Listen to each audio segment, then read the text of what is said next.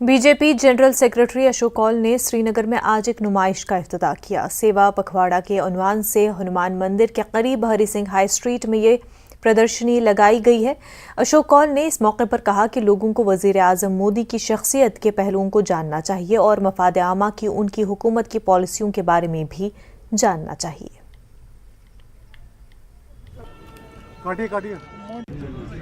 और ये exhibition, photo exhibition, जिसमें मोदी जी का बचपन का समय, मोदी जी का थोड़ा जवानी का समय, यूथ का समय, और मोदी जी जो 2002 में गुजरात के मुख्यमंत्री बने और 2014 से जो मोदी जी प्राइम मिनिस्टर बने, उनके काम को दिखाते हुए आज यहाँ हमने ये प्रदर्शनी रखी है।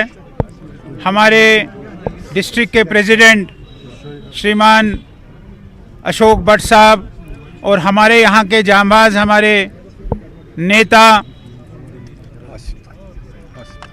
श्री आसिफ खान साहब, उनकी मेहनत से यहाँ पर ये प्रदर्शनी, ये एग्जिबिशन लगी है। वक्त हो गया।